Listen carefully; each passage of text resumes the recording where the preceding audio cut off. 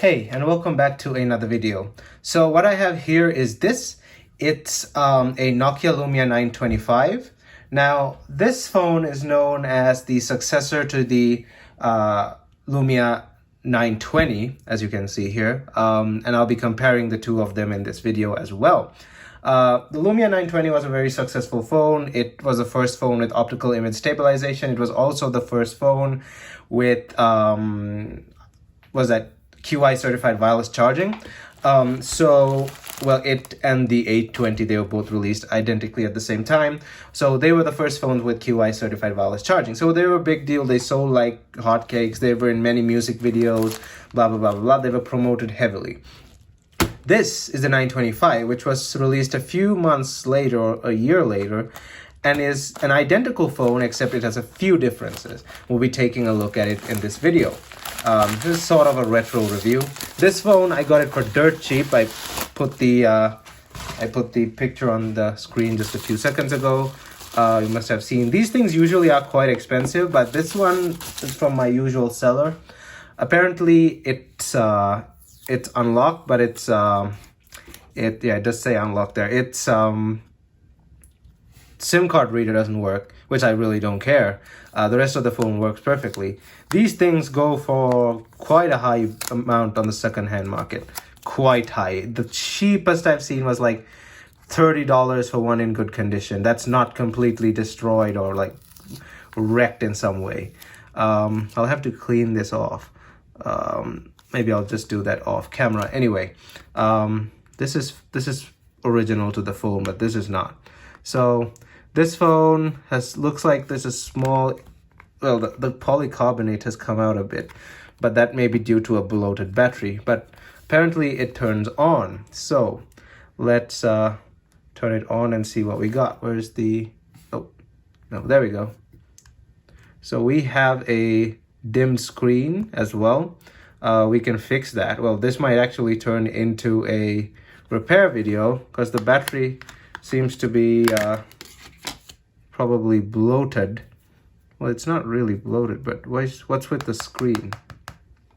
Well, the phone was listed in good condition, so the LCD seems fine, but it seems like something's off about the battery there. This might even turn into a repair video. What was with there's something up with the Amoled at the beginning. Let me push on the battery, see if that makes a difference. Or is that just image burn? Well, it seems fine now, so whatever.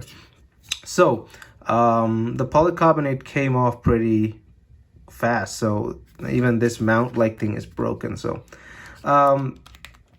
It's been open in the past, but that's fine. Or maybe it's not because the battery is original. Yeah, it doesn't seem like it's open in the past. Let me get a screwdriver here. Let me test the, yeah, no, it's not being opened. The screws are quite tense, and I can tell how tense the screws are, so if they've been opened or not. How do I get this back on?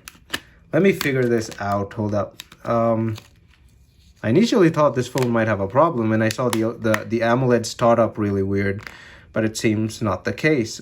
This does not want to go in, but whatever. Anyway, okay, now let's talk differences between these two.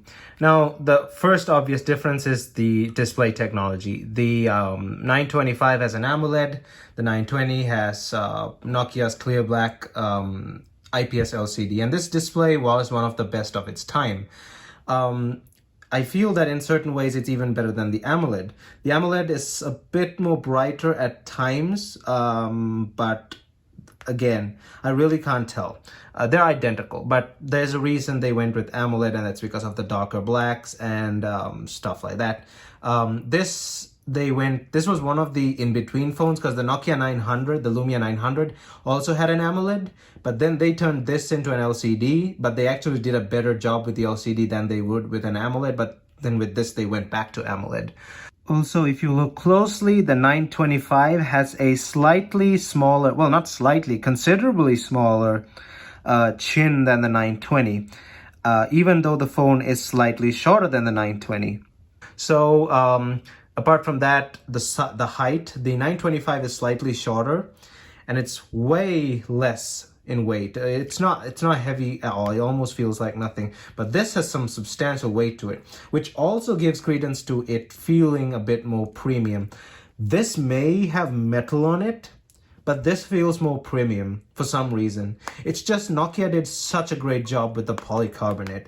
They did such an amazing, this polycarbonate body, it feels thick. It is thick actually. I've taken this thing apart. It is thick, and it's really well built. One reason why people purchase them is for their build quality. Now, polycarbonate is not always the greatest. Now, this is the 1520. It does have that polycarbonate, but it doesn't feel as great as that, but it's still quite great. Don't get me wrong, it's still quite great. You've seen this 1520 in my other videos. It also has this 3-pin thing similar. I'll talk about that in a bit. Still not as good as this for some reason. But when things started to really hit the shit is when Microsoft bought it. This is garbage. This is a 950. This is the reason Windows Phone failed. One of the main reasons, the bad build quality. They went from greatly built like that to that. Bad thermals, bad everything. I don't know what they were thinking with this phone. This phone has great power. This phone is a great powerhouse, great software experience at the time, but no, not the build quality. They were working on a phone called the 930 apparently, and there's a prototype online. There's some photos of it, and it was built of metal, but they were way too late. They had to cancel Windows Phone before that prototype ever saw production. So, like I said, we'll talk about these pins. Now, when the 920 was released, it was the world's first phone with optical image stabilization, and most importantly, QI certified wireless charging. It's what popularized QI certified wireless charging. Let's not forget its launch partner, the 820, which also has built-in QI certified wireless charging. However, the 820, you don't get it from the factory. You can take this back off, and you have to buy a separate back cover, which has the QI certified, the wireless charging pad built in. This is the stock cover. It does not have that. Let me place it on the charger and show you. As you can see, it does not charge because it's the stock cover. The stock cover does not. You have to buy that separately. Now with the 920, it comes built in. You can't take the back off. And let me keep it on the charger. It will start charging in a bit. This is the Apple charger, so it's not really ideal for this phone, but wait, why isn't it? It's a bit funny. That's strange. Let me turn it on, see if it does that. It usually does, but that's quite strange. We'll leave it there for a bit. Anyway, it does charge on the MagSafe. It's just not wanting to charge now. That's pretty strange. Anyway, this thing does have built-in wireless charging and stuff. Now this, I don't know why, but they decided to not put wireless charging in it. It does have wireless charging, don't get me wrong, but like the 820, you have to buy a separate case, but not the back case. You have to buy a hard case that fits on here, and it touches these 3 pins, and the case has the wireless charging apparatus. So that was one thing that people were quite mad about. They were not happy about the them having to purchase a separate case for it. Yeah, that's the reason for these 3 pins, and that's the same with the 1520. So I did get the 920 to start charging. As you can see there, it is charging. It only charges when it's on a certain area of the charging pad, especially the MagSafe. But yeah, it's quite hard to get it to start charging, but now it is charging because obviously the MagSafe is not optimized for this phone. But anyway, that was one of the other differences between these two phones. Another thing is the battery life. Now, the batteries on the inside of these phones are the same, except the battery life will vary because LCD AMOLED. Now, don't think that AMOLEDs do generally use a bit more power if your brightness is high like this, now I've turned the brightness quite up, they generally use more power.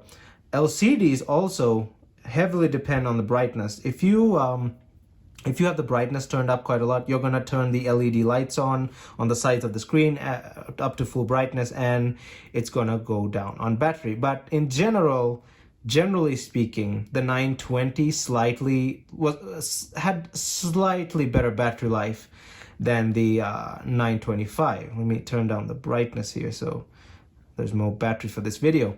The 925 had slightly worse battery life than the 920. So the 920 was the choice if you wanted. Well, I wouldn't say it was a deal breaker, but the 920 had slight better battery life than the 925.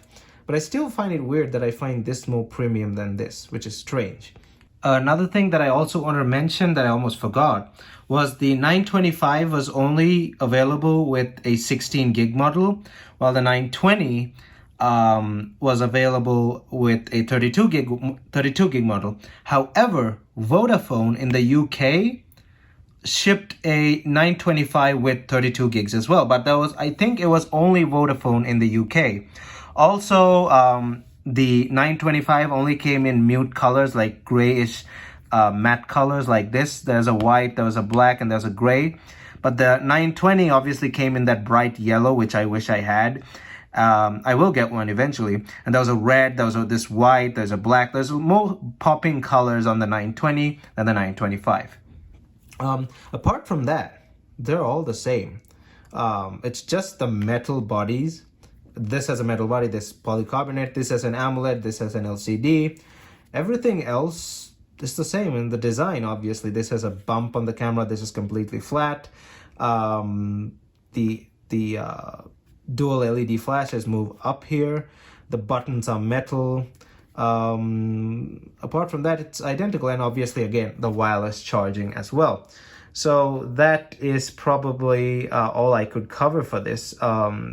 There's nothing much else I can say about this phone and its differences to the 920, because there's not really many differences. Also, this phone didn't really sell that well because people already had the 920 and they were like, why would we just buy the next phone? It does not have flagship specs. Neither are we really bothered about the piece of metal around the band. I mean, this already felt premium. They probably held this thing in the store and they were like, nah, I'll stick to my 920. But yeah, this is quite an interesting phone and I got it for pretty cheap, so I'm really happy. I'll do a follow-up video of this using it in 2021, so stay tuned for that. But until then, that was the Lumia 925, basically the metal brother to the Lumia 920. Thumbs up, and I'll see you guys in my next video.